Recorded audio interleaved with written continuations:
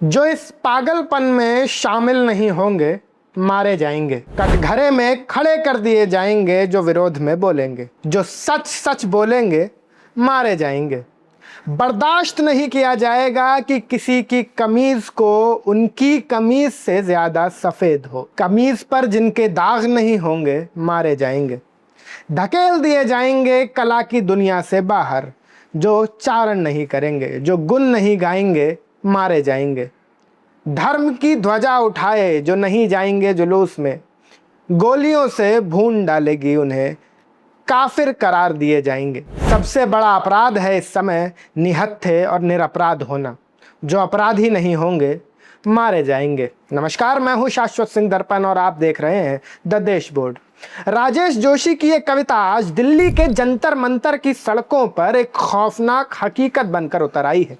ऐसा लग रहा है जैसे लोकतंत्र की दिन दहाड़े हत्या हो रही है और जो इस हत्या पर सवाल उठा रहा है उसे कुचलने की पूरी तैयारी कर ली गई है। एक लंबे अरसे के बाद दिल्ली का जंतर मंतर उस जनता के सैलाब से भर गया है जिसने अपने भीतर के डर को हमेशा के लिए छूमंतर कर दिया है।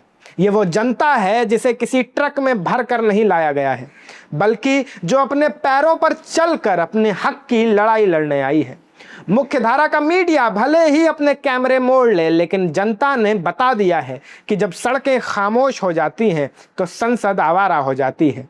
ये भीड़ सिर्फ नीट परीक्षा के मुद्दे पर नहीं उतरी है, बल्कि पिछले कई सालों से उनके भीतर जो सवाल घुट रहे थे, बेरोजगारी, महंगाई और भविष्य की असुरक्षा, आज वो सब पोस्टरों पर दर्ज होकर बाहर आ गई है।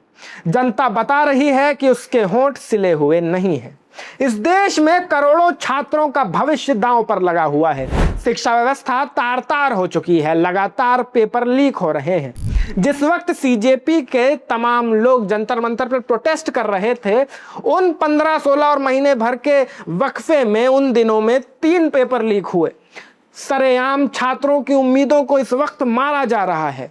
कोई जवाबदेही नहीं है। इतने सारे लोगों के भविष्य की हत्या हो रही है और लोकतंत्र का गला घोंटा जा रहा है। लेकिन कितनी हैरत की बात है कि इन सब के बावजूद शिक्षा मंत्री धर्मेंद्र प्रधान का इस्तीफा नहीं हो रहा है। सत्ता की संवेदनहीनता का आलम यह है कि 1 महीने से छात्र सड़क पर हैं और सरकार का कोई भी नुमाइंदा, कोई भी मंत्री या विधायक उनसे बात करना तो दूर, उनकी तरफ देखना भी मुनासिब नहीं समझ रहा। अपनी नाकामी छुपाने के लिए सरकार अब पुलिस और नए कानूनों का खौफ दिखा रही है। संसद चलो मार्च को रोकने के लिए नई दिल्ली इलाके में भारतीय नागरिक सुरक्षा संहिता यानी बीएनएसएस की धारा 163, जो कि पुरानी धारा 144 थी, वो बीएनएसएस में धारा 163 हो चुकी है, उसे लागू कर दिया गया है। दिल्ली पुलिस ने बाकायदा नोटिस जारी कर चेतावनी दी है कि अगर कोई भी जंतर मंतर छोड़कर मार्च में हिस्सा लेता है तो उस पर बीएनएस की धारा 223 के तहत कार्रवाई की जाएगी, जिसका सीधा मतलब है सरकारी आदेश का उल्लंघन और उसके नाम पर जुर्माना और जेल भी हो सकती है। पुलिस की भारी तैनाती है। सर्विलांस कैमरे और मेट्रो स्टेशनों यानी जनपद, राजीव चौक, पटेल चौक जैसे मेट्रो स्टेशन को बंद कर दिया गया है और सरकार ने यह जता दिया है कि वो इस शांतिपूर्ण आवाज से कितना डरती है।